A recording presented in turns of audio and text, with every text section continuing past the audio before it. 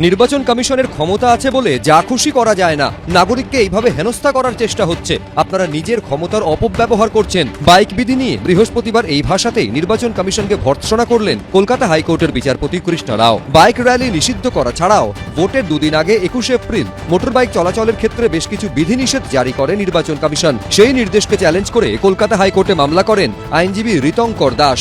সেই মামলাতেই এদিন নির্বাচন কমিশনের ভূমিকায় তীব্র ক্ষোভ প্রকাশ করেন বিচারপতি কৃষ্ণ রাও। তিনি বলেন, নির্বাচন কমিশন কেন জরুরি অবস্থা ঘোষণা করছে না? দুদিন আগে থেকে জরুরি অবস্থা ঘোষণা করে ভোট করার, তাহলে মানতে হবে কর্তৃপক্ষ ব্যর্থ।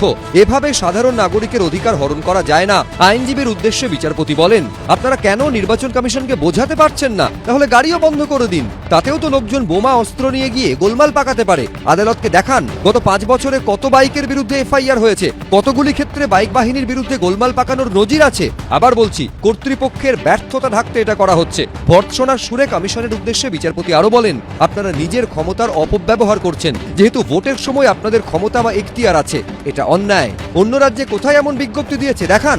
24 ঘন্টার জন্য হলেও মানা যায়, এখানে 72 ঘন্টার বেশি। আপনাদের পুলিশ প্রশাসন আছে, সিসিটিভি আছে, তাহলে এগুলোর দরকার কি? সব বন্ধ করে দিন। বিজ্ঞপ্তি দিয়েছেন কিসের ভিত্তিতে? নজির কোথায়? রেফারেন্স দিন। অযৌক্তিকভাবে এতদিন ধরে সবকিছু থামিয়ে রাখার চেষ্টা। নির্বাচন কমিশনের কাছে হলফনামা তলব করেন বিচারপতি কৃষ্ণ রাও। ভোটের জন্য মানুষের রুটি রুজি, ছেলে মেয়েদের পড়াশোনা, তার ক্ষতি করা যায় না। আদালত সেই কথাগুলো গ্রহণ করেছে। মহামান্য আদালত এই যে নির্বাচন কমিশনের নির্দেশিকা, তার উপর স্থগিতাদেশ দিতে যাচ্ছিলেন। আগামীকাল যদি এই সংক্রান্ত সমস্ত তথ্য দিয়ে আদালতকে সন্তুষ্ট করতে না পারেন, এই নির্দেশের ওপর খুব সম্ভবত স্থগিতাদেশ জারি করে দেবে মহামান্য কলকাতা হাইকোর্টের কৃষ্ণ রাওয়ের বেঞ্চ।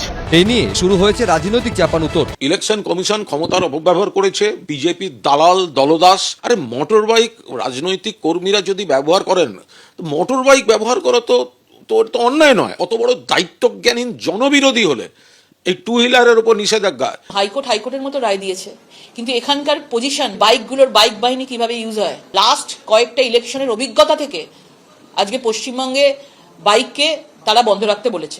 শুক্রবার হলফনামা দিয়ে কলকাতা হাইকোর্টে নির্বাচন কমিশন জানাবে কেন ভোটের 3 দিন আগে থেকে বাইকে এই নিষেধাজ্ঞা জারি করা হলো। একই সঙ্গে বাইক নিয়ে অতীতের কি খারাপ উদাহরণ রয়েছে তাও জানাতে নির্বাচন কমিশনকে নির্দেশ দিয়েছে কলকাতা হাইকোর্ট। সৌভিক মজুমদার, সুমন ঘরাই, দীপক ঘোষ, এবিপি আনন্দ। সমবায় ভোটে বোমাবাজির মামলায় আগেই তলব করে নোটিশ পাঠিয়েছিল এনআইএ। প্রথম দফার ভোটের দিন হুমকি দেওয়ার অভিযোগে নন্দীগ্রামের তৃণমূল নেতা শেখ সাহাবুদ্দিনের বাড়িতে পৌঁছে গেল কেন্দ্রীয় বাহিনী। टावर लोकेशन नहीं शो कर रहा है। घर पर दोनों फोन 4 दिन से पड़ा हुआ है। অভিযুক্ত শেখ সাহাবুদ্দিন হলেন নন্দীগ্রাম 1 নম্বর ব্লক তৃণমূলের কোর কমিটির সদস্য এবং কেন্দামারি জলপাই গ্রাম পঞ্চায়েতের প্রাক্তন প্রধান। বর্তমানে তার স্ত্রী মনসুরা বেগম